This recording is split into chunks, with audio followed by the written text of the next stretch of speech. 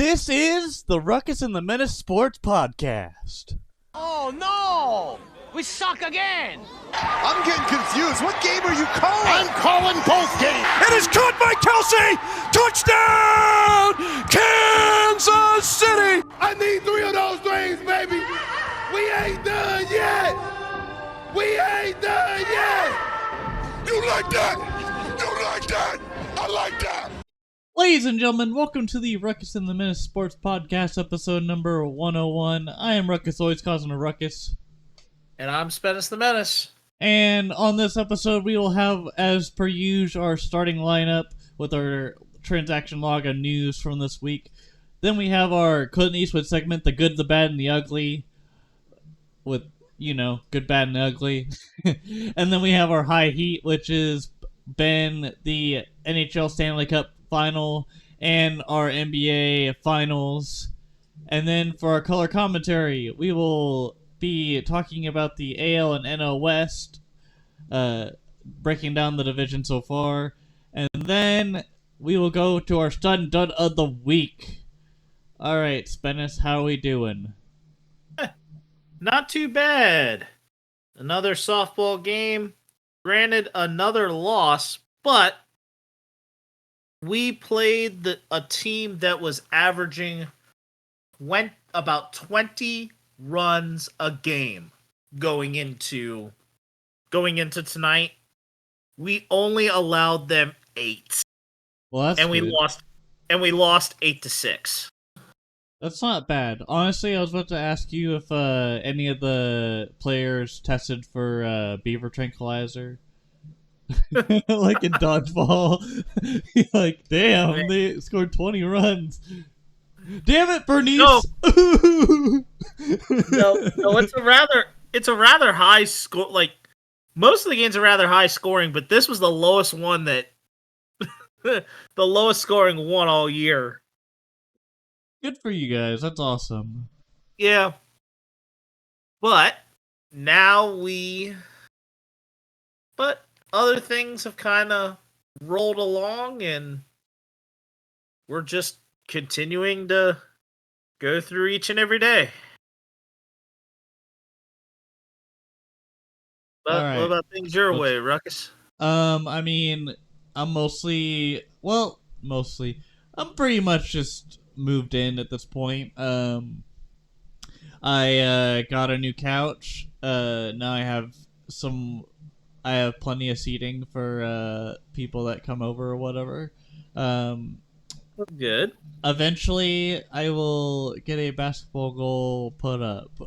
There's a bit of a delay on that, but other than that, my dad is helping with that. Thank you for dealing with that, and I can't wait to shoot hoops at some point in the future. That'll be fun. Yeah, your boy knows how to ball. Anyways, let's get right into the starting lineup, Spennis. Yep. Oh my, here we go.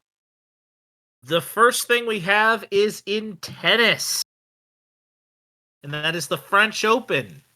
Iga Swiatek won the Women's French Open by defeating Jasmine Paolini in straight sets, and Carlos Alcaraz, the young Spaniard, keeps the French Open title in Spain, winning a 5-set thriller over Alexander Zverev. The Minnesota Vikings will wear what they call the coldest uniform in the league as they strip the gold out of their alternative uniform color scheme. This uniform, helmet-wise, probably has a good comparison to the Cincinnati Bengals White Tiger as far as how good it is. But I think that the jerseys for Minnesota hold themselves a little better to the scheme than the Cincinnati Bengals White Tiger, with having the orange in there, as opposed to the Minnesota Vikings having the purple and just no gold. You know, here's the thing. If you're a K-State Wildcat fan and you see that, you think EMA. But also you think, thank you Vikings fans for giving K-State recognition. But also, seriously, I think the Vikings uniform is actually pretty dope. Yeah. Do the Vikings actually play the Bengals this season? Because if they ended up doing that, that'd be really confusing. No, I don't think the Bengals would wear the white. If they did, I don't think the Bengals would wear the white tiger in that situation. But I will let you take care of the basketball stories, and then we will get to college baseball. Playing basketball. We love that basketball. All right, cringe is over with. You're welcome. So I'll start with the kind of Debbie Downer news first. Caitlin Clark is not in the Olympic women's basketball roster. She is an alternate. I saw this coming because of the fact that the season for the Indiana Fever has been more of a fever that isn't like in a good way. They've been struggling at the beginning of the season, and seeing Clark not do as well because of the fact that her and a teammate from Iowa that now plays on the Fever were not to a hot start or to what people planned. It makes sense why she wouldn't be a starter or whatnot yet on the Olympic women's roster. But I hope for the best for her future, and I think she'll get there eventually. Just a tough road. It's a humbling road for her. But what in a better turn of news, Dan Hurley, the coach of the Yukon Huskies, was offered a job by the NBA team Los Angeles Lakers, and he declined. The deal was going to be a 6-year, $70 million deal, and in California money, that's pretty much like, I guess, in a sense, not worth it, because most of that money gets taken out due to taxes and whatnot, and the craziness that is California. But yeah, Dan Hurley, he is looking to do a three-peat with UConn, and we'll see what happens there. Congratulations to Hurley for his decision. I'm sure he won't regret it. Anyways, let's go into the World Series, Mr. Spennis. All the right. College World Series, that is. So we had the Super Regionals this week, I should say. And we will start with the first team to advance, and that is number 4, North Carolina, defeating WVU in 2 games. The second team to advance, number 8, Florida State, advancing. Number 12, Virginia, defeats Kansas State and advances in 2 games. Then yesterday's advancements, number 1, Tennessee, gives up a tough game to Evansville to start, but Tennessee advances to the College World Series, winning their Super Regional in Knoxville over Evansville in 3 games. The Kentucky Wildcats, number 2, win their way in. The number 3 Texas A&M Aggies win. And then the best game of yesterday, the Florida Gators upset number 6 Clemson in 2 games, winning game 2 in the 13th inning.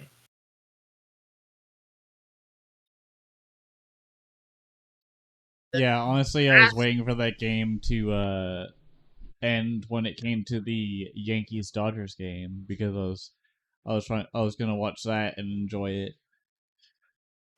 That that Clemson Florida game was so good. It was good. But entering the top of the 9th, number 10 NC State is currently leading number 7 Georgia 8-4 in the final game of Super Regionals.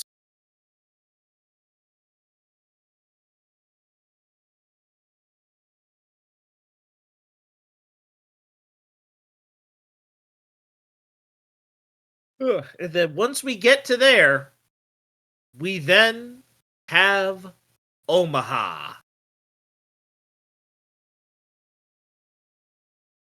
And then now that we've kind of got ourselves going here with our transaction log complete, some upcoming things as far as content goes. March to Octobers are still running as scheduled. Season 2 runs, if any, will continue hopefully at least through to the end of August.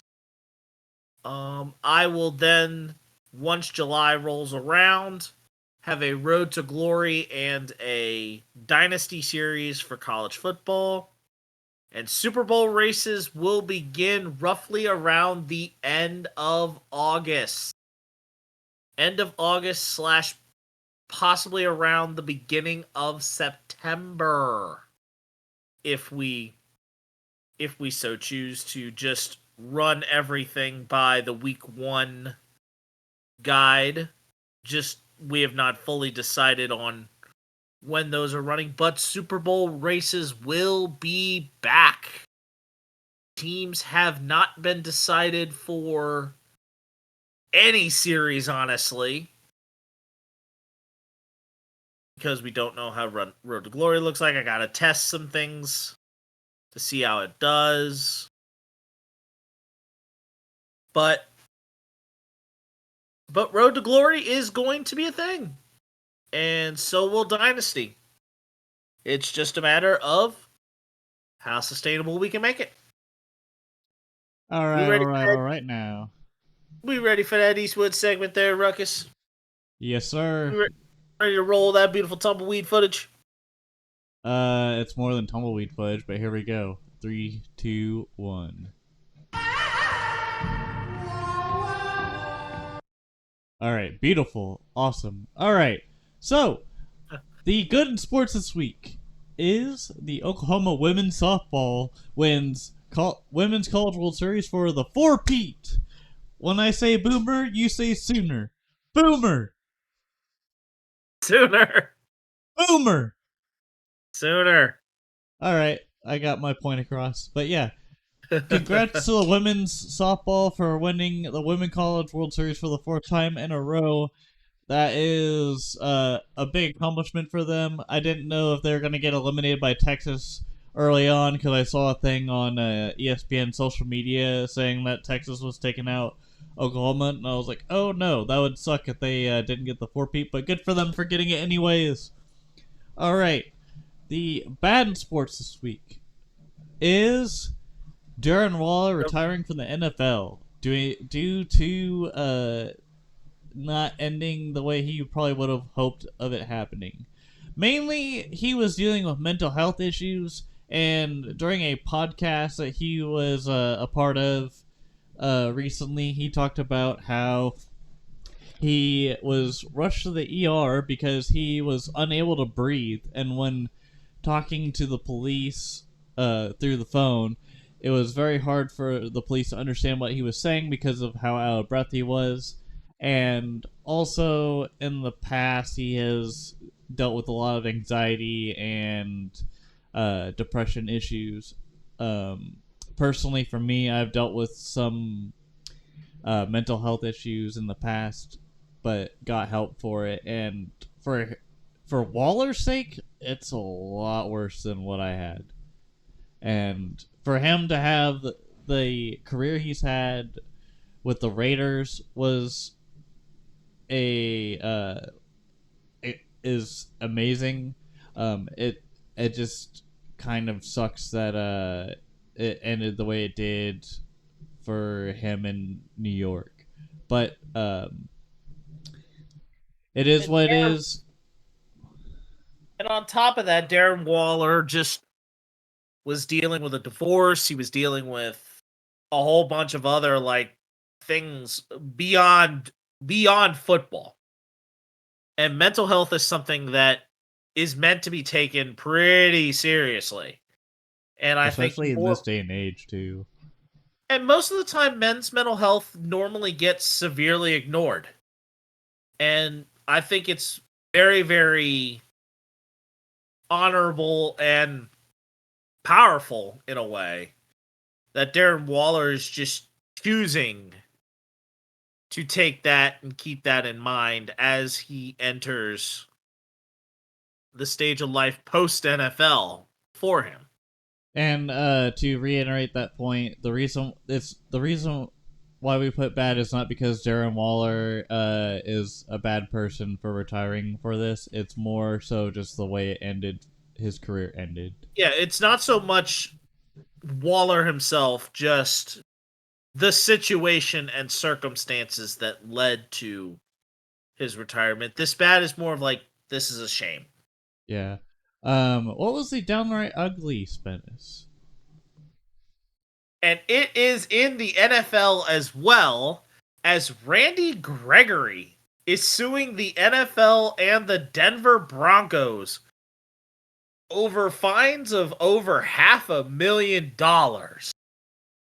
The complaint basically says that he was prescribed dronabinol for social anxiety and PTSD that he's been diagnosed with. But when you look at the drug that in question here, it does absolutely nothing for those two things. And the main reason why the fines were there, even though the NFL no longer suspends a player who tests positive for THC,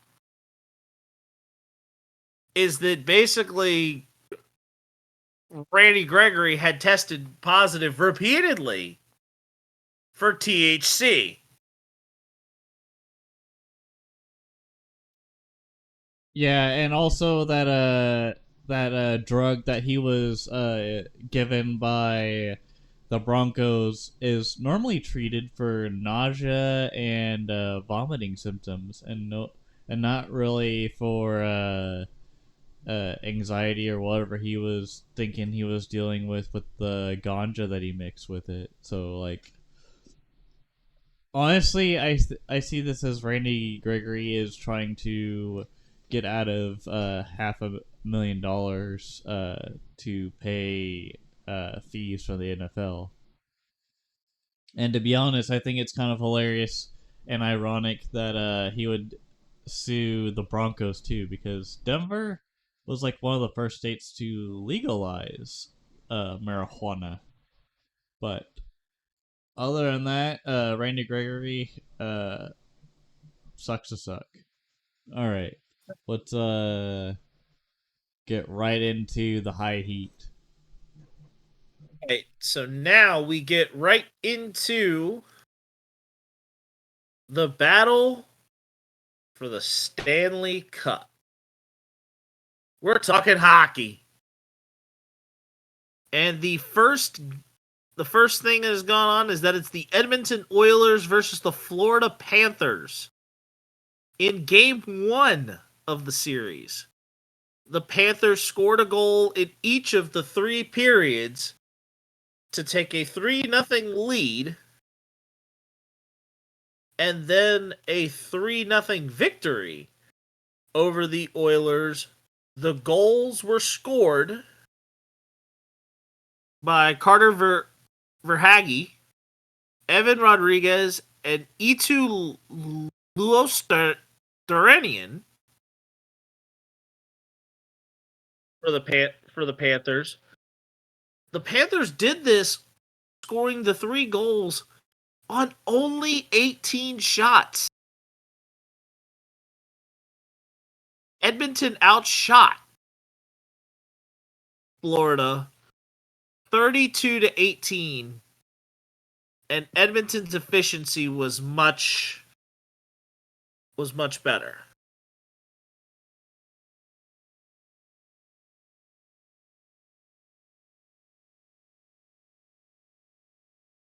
Then in game 2, which is currently going on right now, as we speak, the Oilers and Panthers are tied at 1. Goals were scored by Nico Mikkola, his second of the postseason, and Matthias Ekholm. Ekholm scored first, and then Mikkola equalized it, and at the end of the second period, we are tied at 1.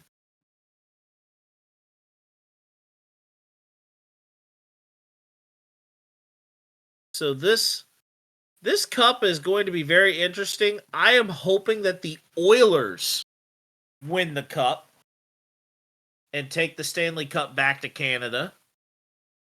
But they gotta score another goal, steal one at home against the Panthers, and then win what they can at home in Edmonton. I don't know if that'll be enough. I think what they gotta say is, "Oh, Canada!" They gotta sing it loud and proud. You gotta stop with the O Canada stuff, man.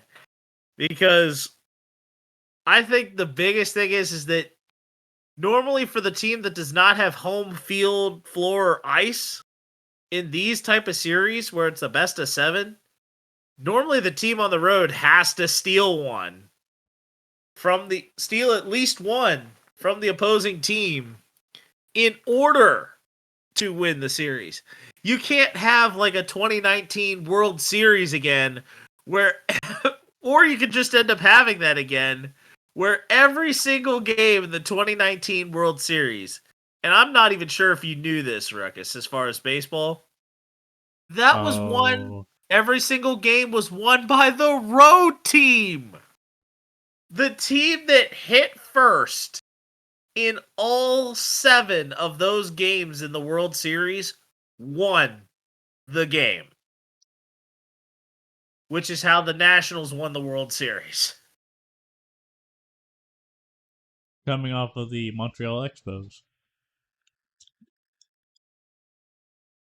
Yeah, but that was 15 years after the final season in Montreal.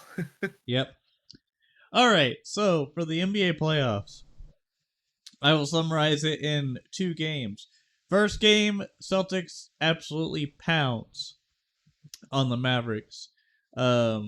The dynamic between Kyrie and Doncic from last series turns out to be a little bit harder to obtain that bond there. So they lose the first game. Let me see. Yeah, I know. So 789. yep, 107-89 for the first game, Celtics.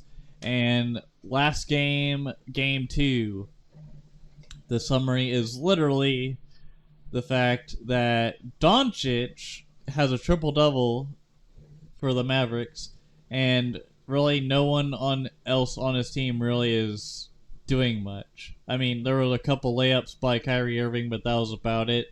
And now Boston leads the series 2-0. My analyzation of the series so far is that the Mavericks don't really know what defense is. Like, straight up. Like, from what I've seen from the highlights, the Celtics have been more dominant on defense with Derek White, and Jaylen Brown and Tatum and many others. Well, Drew Holiday as well. Right, and the correlation or the offensive engagement between the Celtics has been more lively when it comes to passing the ball, getting people open, and the fact that the Mavericks just haven't really... They just look like they're not really putting much effort in there. They're just looking around and not really defending the paint and or the long range. because there were many times where the long range was just kept wide open to the Celtics, and they were just able to score easy points. I feel like if you're the Mavericks, you gotta wake up when it comes to not only your defense being piss poor because your team was mainly built on offense rather than defense with Doncic and Irving, but the Celtics for the most part is built off of kind of like a both yin yang feel when it comes to your defense with White, Porzingis, Tatum, Brown, and many others, Horford. It just the one thing that Mark Cuban and the Mavericks have to deal with is just they need to wake up. That's all I'm gonna say. I think they can do better. I will say this for Game 1, Kristaps Porzingis was the difference maker. Yes. All 5 players for Boston did score in double figures, but a 20-point performance off the bench for Kristaps Porzingis was huge. Yeah, I don't know what they would have done without Porzingis. I guess use Al Horford more often than they needed to. By the way, Game 2 was 105-98 was the score. Celtics over the Mavericks. And funny enough, the Game 1 was 89 and Game 2 was 98. So it was almost like a reverse for the Mavericks in a somewhat positive direction, but still. You can't just have one guy carry the whole team. And you can't just have random spurts where Kyrie Irving is taking a layup to the goal. Because we know that was just kind of given to them. It was not a close game near than when Irving was trying to get a layup there. It was a nice little extra 2 points, but it didn't help them in the end. Mavericks do a better job. Tatum was in Game 2. Tatum was a rebound shy of a triple-double. Drew Holiday had a double-double with points and boards. Jaylen Brown had 21 points. Drew Holiday was the leading scorer. And Kristaps Porzingis had another 12 points off the bench. So there is something that Joe Mazzulla is doing right in terms of outcoaching Jason Kidd in this finals. You could probably say that it's pinned a lot more on the players, but I think even a good bit that the small college coach, the small college humble beginnings of Joe Mazzulla in the great state of West Virginia is kind of backing up good play from his team and being able to get the best out of them. Because Dallas, there were certain points where that game in Game 2 was a little more back and forth. And I think Joe Mazzulla could be outcoaching Jason Kidd this series. I think part of it also with the Mavericks and Wolves was the fact that the Wolves defensively were better, but the offense came together and outsmarted the Wolves for the Mavericks. And that's how they got to this point. And I think they're being outmatched right now. And that's why I'm saying they need to do better when it comes to both defense and offense. Because they're not spraying the ball enough, I don't think. And it needs to change. What we will see in the next game on Wednesday. What do you think? Boston made one trade that ultimately I think has sprung this move. In the trade that sent Dame Lillard from Portland to Miami, there was another side piece to the deal. Dame Lillard never got traded to the Miami. No, Milwaukee, I mean. Yeah. But it was but in that deal there was an underside deal to it that Drew Holiday ended up becoming a Boston Celtic. And that trade has, for this run has forever swung this in Boston's favor. I meant Milwaukee, not Miami. Yeah, I know. I was like, hold up. You're good. I was just wanting to Yeah. correct you. Anyways, yeah. I think for sure Drew Holiday has really been a standout for the Celtics, and for sure, I think this couldn't have also been done without Tatum and Brown and a little bit of spice from Porzingis to add a little salt into the wound for the Mavericks. Yeah, that is definitely very, very true. Next thing they need to do is put a plate of Jello out there for the Mavericks. You're welcome. Sorry I said anything. Actually, not sorry. Okay, let's go to the caller commentary before I get tomatoes thrown at me by Mavericks fans. All right. Color commentary for this week. We had the divisional updates for the AL and NL West. We are starting with the West divisions for the MLB this week, and the next episode we'll probably go into either the Central or the East. I wouldn't be surprised if we did the Central. Do the Central and then the East, but we'll figure that out as we go along. Try it out. All right. So what the leaders for the AL and NL West are the Dodgers and the Mariners. And the teams at the bottom are the Angels currently and the Rockies. Bit of a rocky start, you could say. What is your biggest surprise so far for both these divisions? And we each decided to take an element from one of the divisions, and I chose the NL West here for this. And I basically am looking at the biggest surprise is just how convincing a race for at least one wild card spot can be as far as representation from the NL West.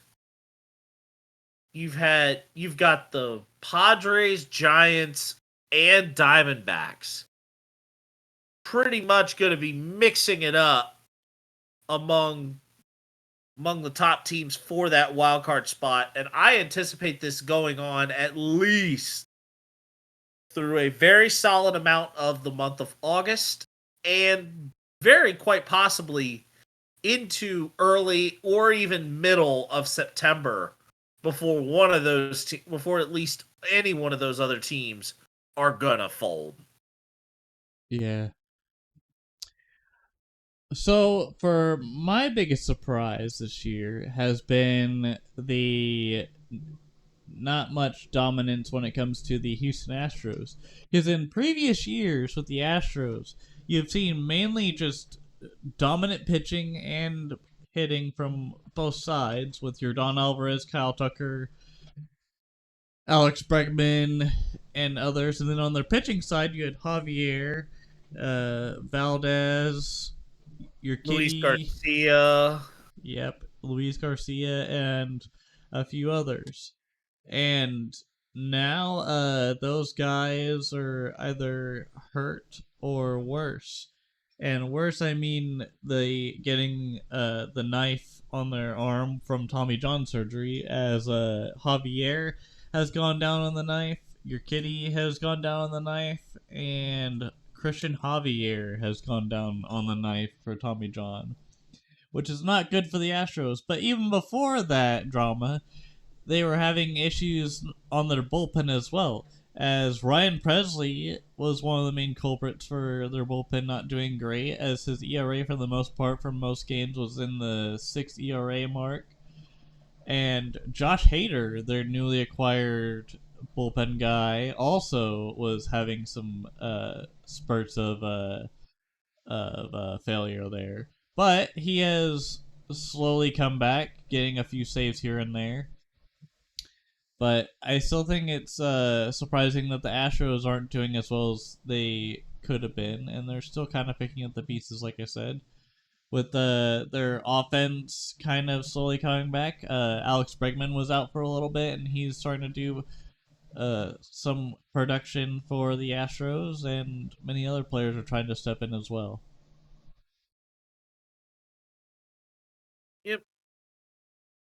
But now we go into the biggest disappointments.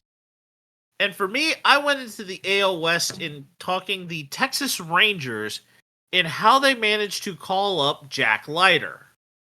He had 3 starts with 9 1/3 innings pitched among them, had a 16.9 ERA, where he gave up 19 runs and 17 of those were earned, and he got his one-way ticket back down into the minor leagues. Yep. And then for me, I kind of went outside the box on this one for the biggest disappointment, and that is Scott Boras' clients in the NL West, meaning Blake Snell in San Francisco and Jordan Montgomery in Arizona, both in the NL West having rough starts to their seasons. As the reason why I mentioned Scott Boras is because he is notorious for taking his sweet time trying to get the best contract he can get for his clients, but it comes to a price. That price is the amount of time the player gets to prepare with their next team. Blake Snell didn't go to spring training on time and had to take a delayed start to the season, and now he is currently on the 15-day IL with, I believe, elbow or some type of injury to him not being able to pitch. And Jordan Montgomery also had a late start to the season as well with late spring training and didn't play till like almost late May and has not played his best baseball, having a slow start on the mound as well. And then we now wrap up with talking our MVPs and Cy Young Award winners. For the MVP, Ruckus chose for the AL and NL. I chose Julio Rodriguez for the Seattle Mariners for my MVP of the AL West. And the NL West, I have Shohei Ohtani of the Los Angeles Dodgers. Spennis, who'd you have? My AL MVP for the AL West is Brent Rooker currently at this point from the Oakland Athletics. And then my NL MVP for the NL West is coming straight from the Dodgers as well in Mookie Betts. Cy Young Award winners. My AL Cy Young Award winner is Ronel Blanco of the Houston Astros. And my Cy Young Award winner for the NL is also from the Dodgers, and that is Tyler Glasnow. Yep, and then my Cy Young for the NL and AL West. My AL West Cy Young prediction is Luis Castillo of the Seattle Mariners. And for the NL West, I have Dylan Cease of the Padres. Mainly because I feel like if it was between him or Michael King, it would have been Dylan Cease, mainly because of how many more strikeouts he has. And just his ERA is a little bit better in general than Michael King's. And in a sense, Michael King really isn't a starting pitcher. He's more of a reliever, as he's more known for before he went to the Padres. All right. Yep. And now we go right into our stud and dud of the week. Ruckus, take it away. All right. For my stud of this week, I have Bobby. As Bobby Witt Jr. gets a RBI triple to help the Royals take Game 1 of the series against the Mariners over the weekend. And also the Royals just in general taking 2 games out of the 3 against the Mariners, showing that they are not a sleeper team. And then my dud for this week is Luka Doncic for getting a triple-double, and then the team was nowhere in sight to help against the Celtics, as far as just teamwork, making the dream work. All right, Spennis, what do you got? Okay. So, my first honorable mention stud goes to West Virginia University baseball player and a local high school alum here in the great state of West V from Hedgesville High School, Kyle West, as he hit a pair of home runs and drove in 4 in Game 1 of the Super Regional against North Carolina on Friday. He had a very strong performance there, but unfortunately, West Virginia lost that game and the series in 2 games to the number 14 ranked team in the nation. My stud, though, actually comes from the sport of horse racing, but it also features a former baseball player.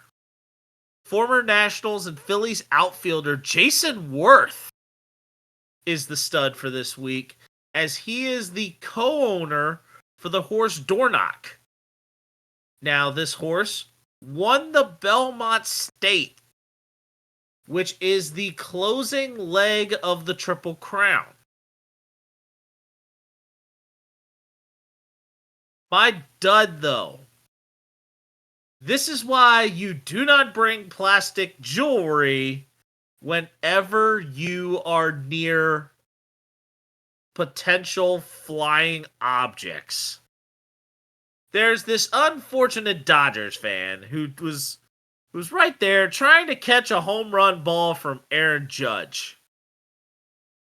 Doesn't get the fly ball and has his plastic chain completely shatter off of one of the pieces, causing the ball to not get back to him, or not be able to hang on to the ball. He had a glove and everything, and he ended up with that unfortunate situation. I'd say unlucky, but come on, man. Ruckus, take us out. All right, ladies and gentlemen, welcome. Thank you for listening to the Ruckus and The Menace Sports Podcast. This is a Ruckus and The Menace Sports production. I am Ruckus, always causing a ruckus. And I'm Ruckus and The Menace, and you just floored that like SpongeBob in public school. Well, I usually floor it anyways because I like to do the like fine print kind of stuff like they do for like other things. Anyways, thank you for listening to the Ruckus and The Menace Sports Podcast. I am Ruckus, always caught in a ruckus. And I'm Ruckus and The Menace. Thank you again. Have a good one. We'll see you guys in the next one.